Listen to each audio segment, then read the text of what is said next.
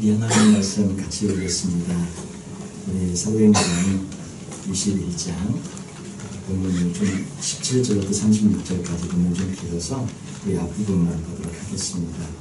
사도행전 21장 27절부터 26절까지 앞에 부분만 좀 같이 우리 한 절씩 돌아가면서 읽도록 하겠습니다. 제가 먼저 17절 읽도록 하겠습니다. 예루살렘에 이르니 형제들이 우리를 기꺼이 용접하거늘 그들날 우리 함께 야고보에게로 들어가니 저들도 다 있더라. 바울이 무난하고 하나님이 자기의 사역으로 말미암아 이방 가운데서 하신 일을 낱낱이 말하니 그들이 듣고 하나님께 영광을 돌리고 바울도 이르되 형제여 그대도 보는 바에 유대인 중에 믿는 자 수만 명이 있으니 다 율법의 열성을 가진 자라. 내가 이방에 있는 모든 유대인을 가르치되 모세를 배반하고 아들들에게 할례를 행하지 말고 또 관습을 지키지 말라 한다 함을 그들이 들었도다.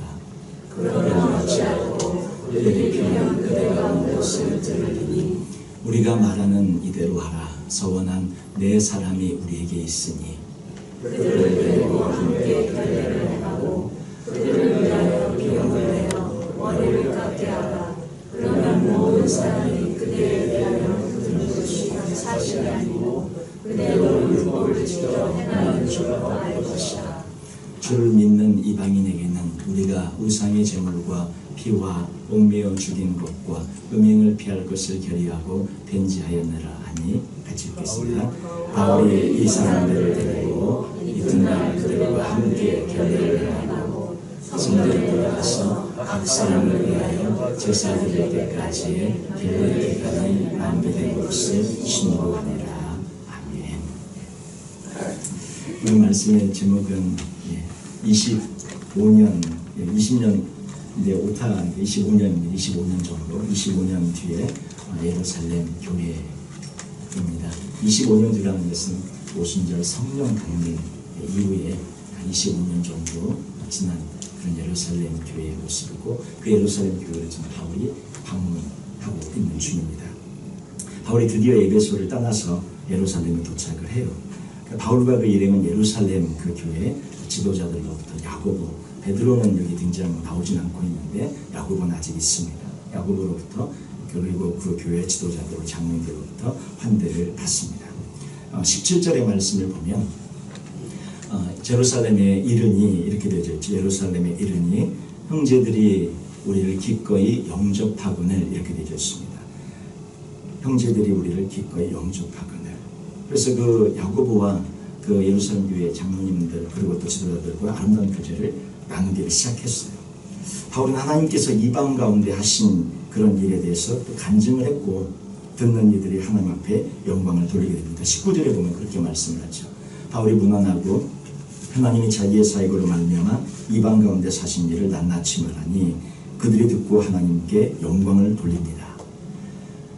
그런데 분위기가 이렇게 영광을 돌리고 이렇게 되어져서 좋은 그런 분위기인 것 같았는데 조금 분위기가 이상합니다. 이상한 분위기를 바울이 이제 느끼게 되어지는데 그것은 무엇이냐면 예루살렘 그 교회의 그 분위기가 바울로 인해서 여러 문제들이 좀 이렇게 야기가 되고 문제가 있음을 이제 바울이 감지하게 되고 그것을 야고보가 얘기를 하게 됩니다.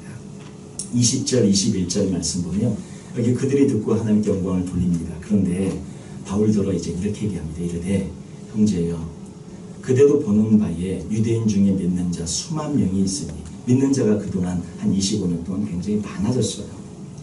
처음에 예루살렘 초대교회 때 얼마 안 된 120명 그 마가다락방에서 기도하며 시작했던 그 교회가 베드로의 설교로 3,000명, 5,000명을 말하니 그것이 이제 수만 명이 물론 저기에는 수만 명이 정확한 통계가 아마 조금 과장도 있겠죠. 그러나 굉장히 많은 수만 명 정도 되는 그런 성도들이 유대인 크리스찬들이 있었다는 것입니다.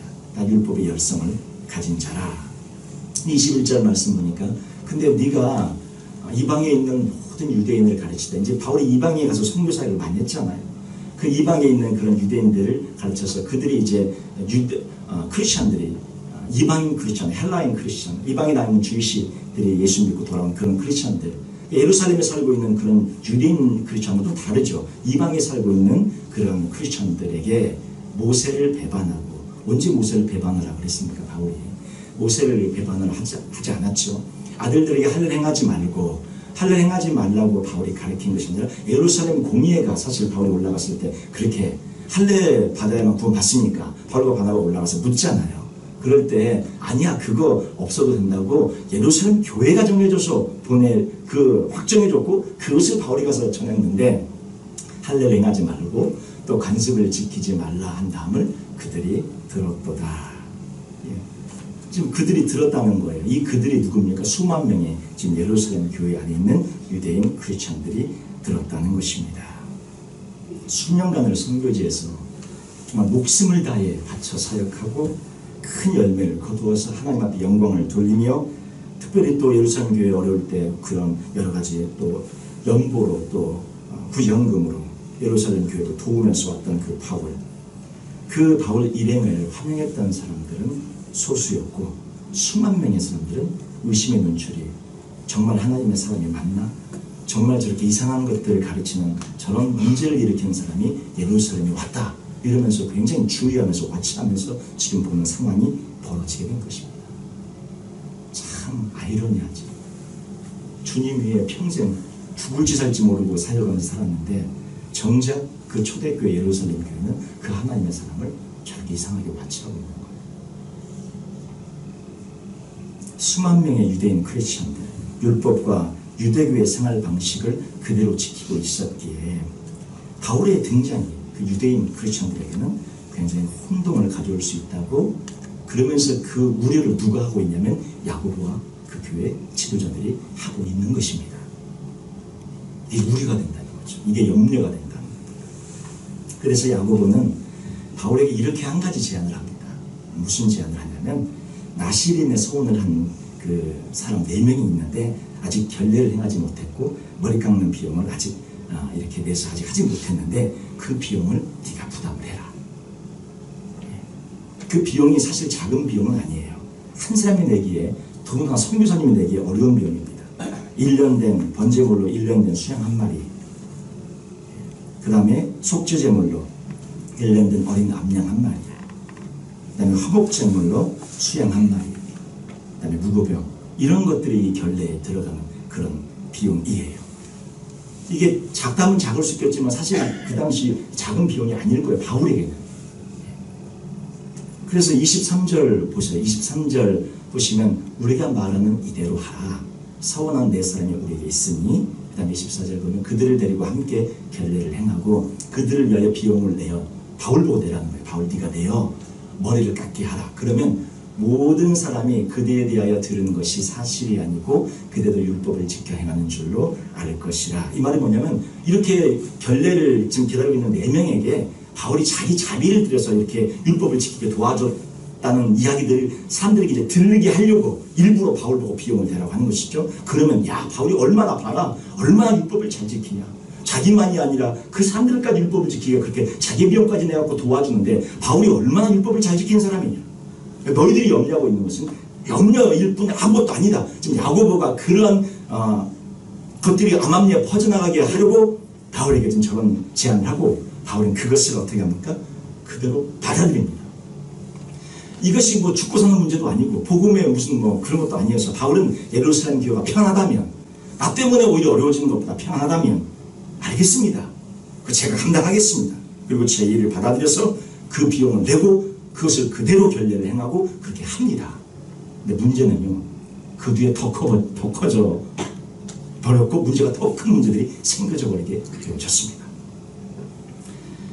이제 지금 이 바울이 왔던 이 예루살렘 교회가 마침 절기 가운데 왔는데, 무슨 절기였냐면 마침 오순절 절기였어요. 25년 전에 오순절 성령 강림, 그때도 오순절 성령 강림이 있었는데, 지금 이 바울이 왔던 절기도 오순절 절기 가운데 많은 유대인들이, 디아스포라로 흩어져 있던 유대인들이 주변의 여러 나라에서 많이 오게 된 것이죠. 그러다 보면 어디에서도 왔겠어요? 바울이 선교했던 지역에 있는 유대인들도 온 거예요. 그때 그 지역마다 바울을 핍박하고 박해하면 바울이 딴 데로 가고 또 딴 데로 가고 딴 데로 가지 않았습니까? 근데 그 지역에 있는 유대인들도 예루살렘에 와서 보니까 바울이 있는 거예요. 그 동네 자기 살던 지역도 그들이 볼 때, 그들의 입장에서 볼 때 힘들게 하고 소동을 일으키고 예수를 전하고 막 이렇게 하면서 문제를 일으켰는데 그 바울이 예루살렘에 와 있으니까 어떻게 해요? 이 유대인들이 함께 와갖고 저 바울을 이 예루살렘에 둘 수가 없다. 저 바울을 죽이자. 이렇게 거기 왔던 사람들이 전 세계에 흩어졌던 사람들 와가지고 그게 공모를 하게 이르게 됩니다. 근데 그 공모를 하기에 결정적인 요인이 된 것이 무엇이냐면 28절 29절 한번 말씀해 볼까요? 28절 같이 우리가 한번 읽어볼까요? 28절 29절 읽어보겠습니다. 외치되 이스라엘 사람들아 도우라. 이 사람은 각처에서 우리 백성과 율법과 이곳을 비방하여 모든 사람을 가르치는 그 자인데 또 헬라인을 데리고 성전에 들어가서 이 거룩한 곳을 더럽혔다 하니 이는 그들이 전에 에베소 사람 드로비모가 바울과 함께 시내에 있음을 보고 바울이 그를 성전에 데리고 들어간 줄로 생각함이로라. 예. 여기 좀 한 가지 이제 그들이 얘기한 것이 드로비모라는 사람이 나오는데 이 드로비모는 바울의 제자입니다. 바울을 통해 예수님 믿고 알게 된 사람, 그리고 예루살렘까지 에베소에서 동행한 사람이에요. 지금 여기 이 동행한 사람 중에 누가 더 띄어져 있습니다. 바울이 혼자 온 게 아니라 이게 이름들과 함께 왔어요. 그런데 바울이 이제 드로비모하고 함께 있는데 드로비모는 누구냐면 에베소 사람이니까 헬라인이에요. 헬라인인데 그 바울과 함께 와가지고 예루살렘에 이제 같이 지나다 보면 같이 거닐고 왔다 갔다 할 수 있지 않습니까? 사람들이 바울과 함께 드로비모 이 헬라인이 예루살렘 거리에 있는 것을 본 거예요. 그런데 앞에 무슨 일이 있었어요? 유대인 그 4명의 나시린사야 그 결례를 바울이 자기 자비를 들여서 했다는 것이죠. 근데 그 결례를 행하려면 성전에 들어가야 합니다. 성전 안으로 들어가요. 유대인이니까 거리낌 없이 어디든지 갈 수 있죠. 근데 이방인은 어디까지만 가요? 이방인의 뜰까지.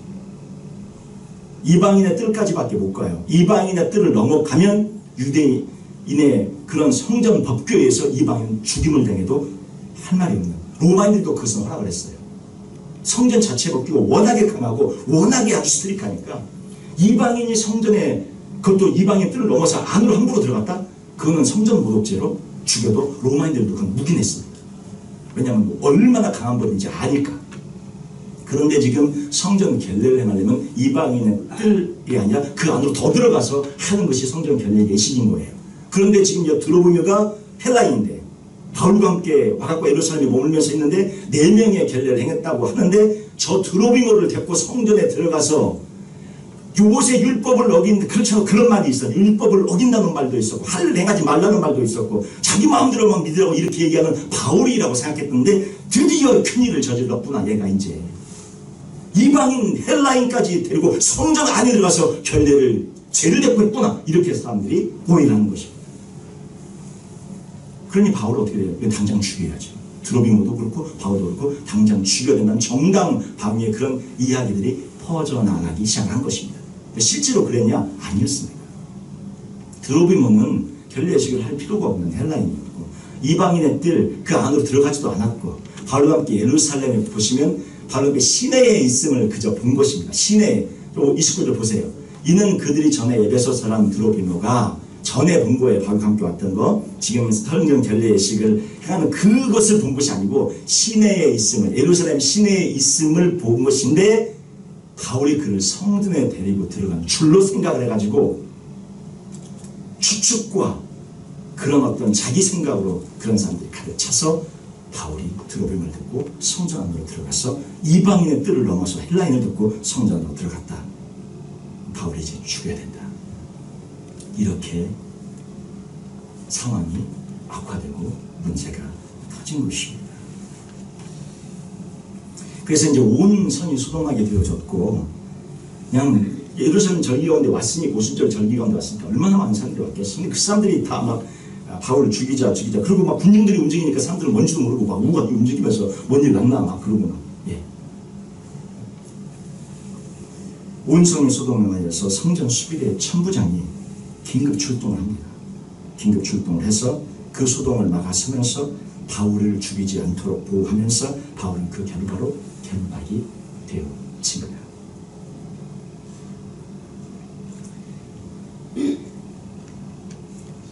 예루살렘에 도착한 그때 마침 오순절 기간이었습니다.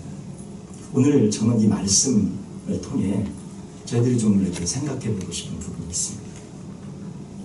25년이 지난 예루살렘 교회, 이때 AD 약 58년경 정도 됩니다. 뭐 조금 다를 수 있겠지만 58년경으로 볼 수 있고 60년으로 볼 수 있고 58년경으로 보는 학자들이 이렇게 대부분인데 58년경으로 보고 있습니다. 그 교회 지도자 야고보의 모습은 예전 같지 않은 모습을 저희가 보는 거죠. 다른 리더들의 모습도 성령 충만했던 오순절 성령 강림 때의 모습이 아닌 그런 모습을 저희들이 보게 됩니다. 말씀대로 이끌어가는 것이 아니라 교회를 어떻게 이끌어가는 것 같이 느껴집니까? 수만 명 성도들의 눈이 너무 무서워서 그들의 의견을 받아주고 들어주는, 그리고 그들의 눈치 보고 있는 그런 교회의 중직자들의 모습을 보게 됩니다. 20절 21절 말씀 다시 한번 보셔요. 20절 21절 말씀 보시면 거기 보면 그들이 듣고 하나님께 영광을 처음에 돌리죠.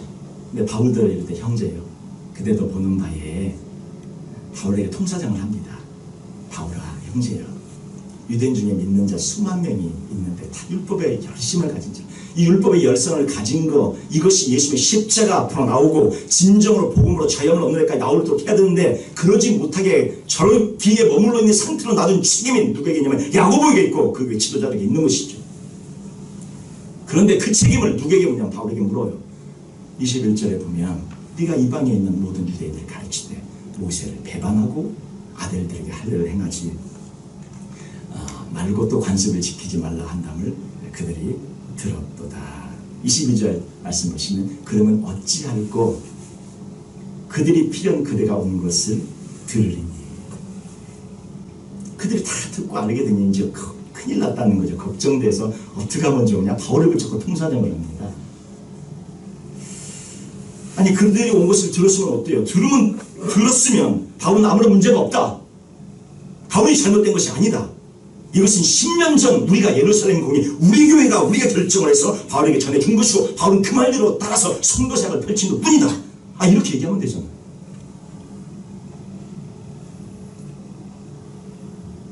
그렇게 하라고 정해준 게 누군데요? 예루살렘 교회가 그래놓고는.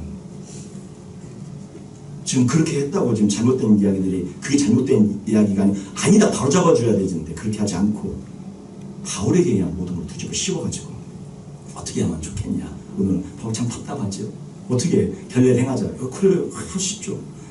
죽고선 문제 아닌데 얼마든지 그래요. 예루살렘 교회가 편하다. 예.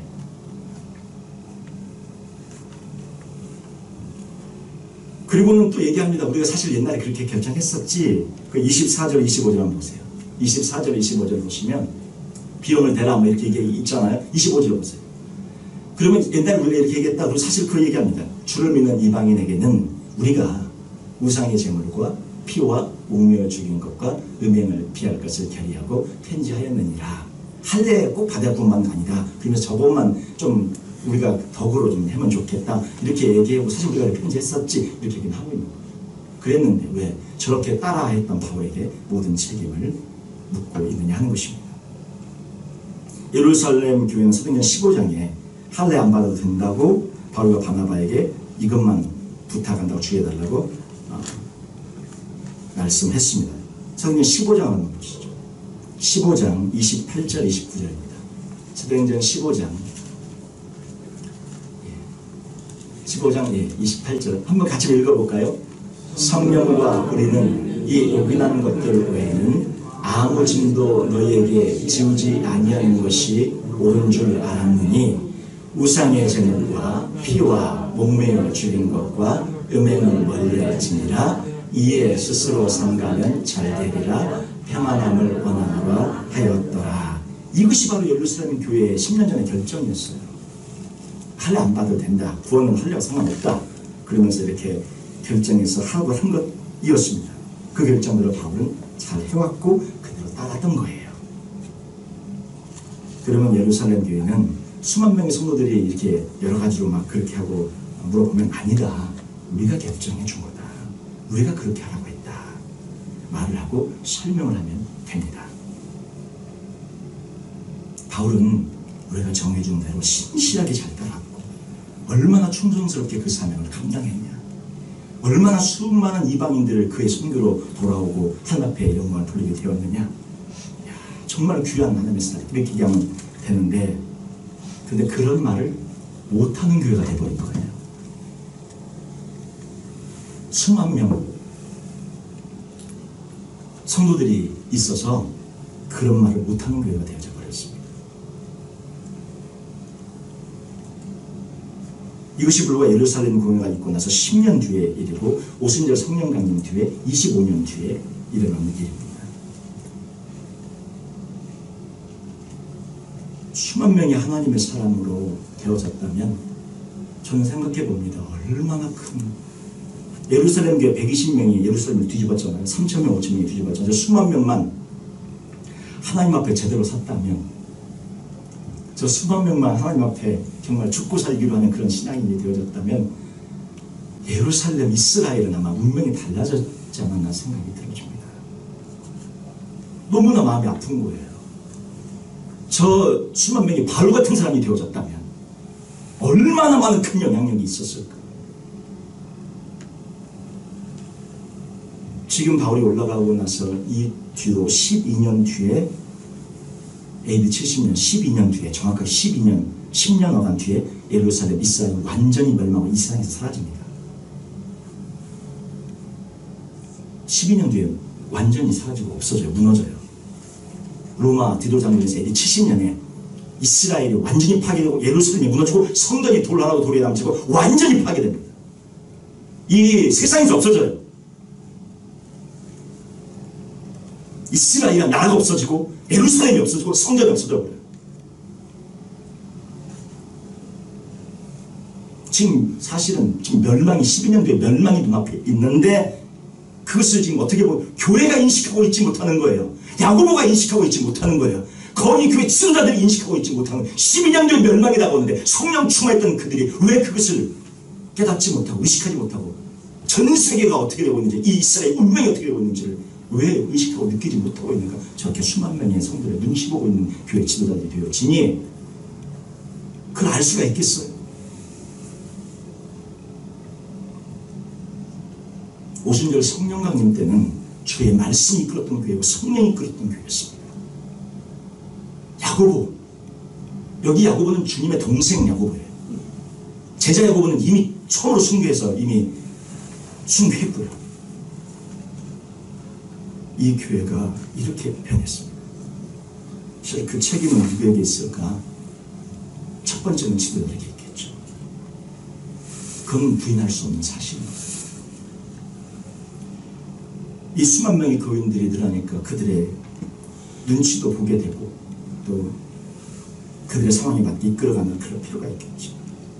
그런데 조금 있으면 멸망할 예루살렘, 조금 있으면 무너질 이스라엘, 조금 있으면 돌 하나도 돌 위에 남지 않고 무너질 성전, 그것을 조금만 생각해 본다면, 만약에 그것을 이들이 알고 있었다면, 제가 한번 다른 생각을 해봤어요. 만약에 야고보가 이것을 알고 있었다, 깨닫고 뭔가 느끼고 있었다, 만약에 이 교회, 그 교회 예루살렘 교회 지도자들이 12년 뒤에 멸망할 것을 느끼고 알고 있었다, 그러면 어떻게 이 상황을 대했으면 어떻게 그 수만 명을 가르쳤을까 하는 것입니다. 제가 보고 싶은 포인트는, 저 목회자이기 때문에 그 포인트를 좀 보고 싶은 거예요. 그 교회 지도자라면 어떻게 12년 뒤에 멸망할 이스라엘, 멸망할 예루살렘, 멸망할 성들을 눈앞에 느끼고 있는 야고보라면 이 상황에서 어떻게 해야 할까? 어차피 멸망할 거라면 우리 한번 제대로 믿어보자 하지 않았겠어요? 어차피 12년 뒤에 죽을 거라면 우리 한번 정말 하나님의 사람으로 살다가 한번 가보자, 이렇게 얘기하지 않았겠어요? 그렇게 살다가 지금 그 모든 것 12년 뒤에 다 무너져. 너희들 다 죽고, 너희들 재산 다 없어지고, 너희들 지금 다 무너지고, 너희들 뿐만 아니라 너희 온 가족 다 죽고 다 무너져. 그걸 12년 뒤에 일어날 일을 보고 느끼고 와치하고 있는 야고보라면 어떻게 그 상황에 어떻게 수만 명이 해준 게 말하고 전하고 설교했을까 하는 것입니다. 기왕에 우리 12년 뒤에 하나님의 나라가 이미 하나님의 운명 가운데, 하나님께서 섭리 가운데 이스라엘이 멸망할 수밖에 없다면 우리 한번 다시 생각해보자. 한번 제대로 믿어보자. 12년 뒤에 어차피 이 나라가 무너지고 우리가 죽고 우리가 다 없어질 상황이면 우리 어떻게 믿어야 되겠냐. 아마 이렇게 정말 하나님의 종이 야고보가 그렇게 하지 않았겠습니까? 성도의 눈치나 보고 성도의 입맛에만 맞는 설교나 하고 잘 됩니다, 잘 될 것입니다, 괜찮을 것입니다. 뭐가 2012년 뒤에 망해? 이 나라가 없어버리는데.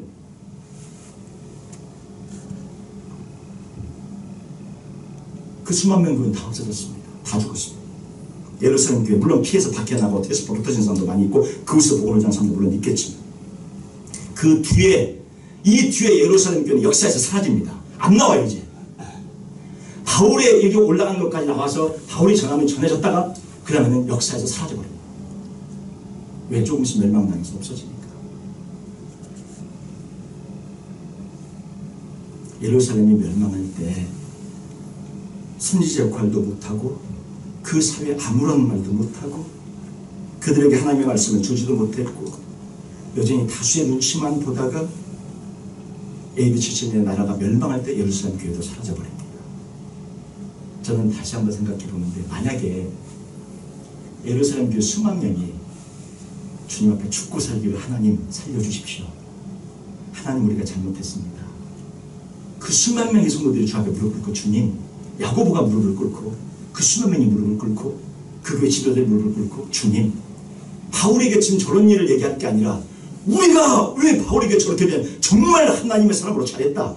우리가 잘못 알고 있는 거다. 우리가 회개하자. 그리고 주님 우리도 저렇게 하나님의 말씀대로 살고 저렇게 율법에 얽매 사는 것이 아니라 진짜 하나님의 말씀대로 살고 하나님의 은혜로 사는 저희들을 대처하고 회개하고 무릎으로 꿇고 엎드리고 이렇게 나갔다면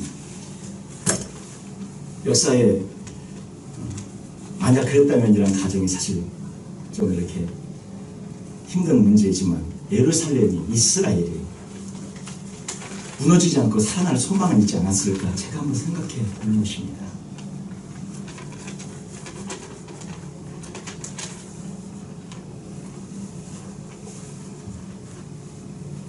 교회가 무너지고 교회가 타락하면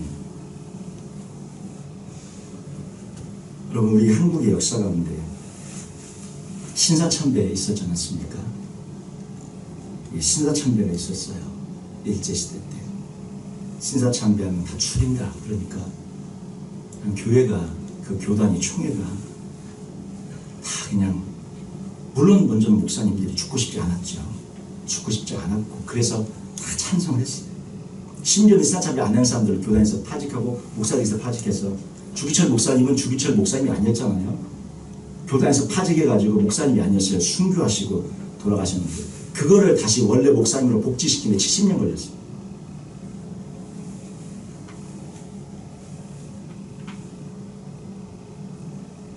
만약 지금 이 시대에 그때의 교회는 무너졌습니다. 영적으로 꺾였고 교회가 권위를 잃었고 교회는 붕괴에서 올라갔는지 모르지만 진정한 능력과 파워는 사라진 그런 시대였습니다. 만약 지금 이 시대에 신사참배 같은 똑같은 상황으로 신사참배하면 죽인다. 그러면 과연 그것을 죽음을 간다고 받아들일 교인들 그리고 그것을 믿음으로 끝까지 그 신사참배를 거절하며 걸어가는 교인들이 과연 몇 명일까? 그 숫자가 진정한 숫자입니다. 수만 명이 그렇게 되어졌으면 정말 좋겠어요.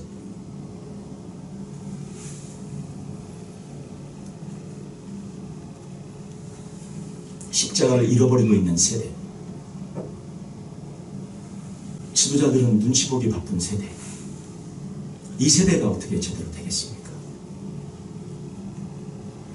교회가 바울을 지켰어야 되는데 교회가 바울을 지키지 않고 이방인 로마 사람 천부장이 바울을 지켜요. 바울을 누가 지키냐면 교회는 내줍니다. 아니 저렇게 사람들이 막 이런 소동이 나고 막 바울 죽이자 잡아주고 할 때 교회 수만 명 어디 간 거예요? 그 수만 명이 나서서 아니다 바울은 우리가 지킨다 했으면 수만 명이 있는데 누가 그 수만 명 한꺼번에 데려갑니까? 근데 교회는 바울을 버려버리고 바울을 누가 지키냐면 이방 사람 로마 사람 천부장이 바울을 지키고 교회는 바울을 내어줍니다. 그리고 결박된 바울,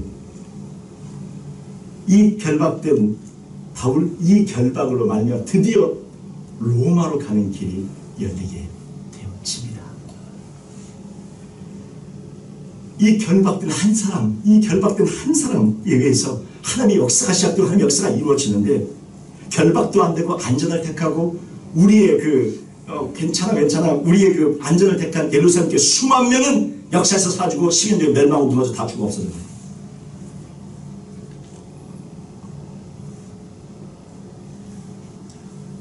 우리 어떻게 저희들 해야 되겠습니까? 하나님 앞에 비록 결박을 당할지언정, 하나님 앞에 어려움과 고통이 있을지언정, 환난이 있을지언정, 그렇게 주 예수 그리스도를 믿고 나가는 저희 모두가 되시길 바랍니다. 그런 한 사람 한 사람이 되셔서 바로 그 바울을 통해 로마가 복음화되고 온 세상이 복음화된 것처럼 수만 명이 아니라 한 명에 있을 거예요. 그 한 사람이 되셔서 바로 여기 계신 우리 모두가 그 한 사람이 되셔서 하나님의 나라를 세워가고 하나님의 사람으로 쓰임받는 저희들 되길 원합니다. 그런 우리 모두가 되시기를 주님의 이름으로 축원을 드립니다.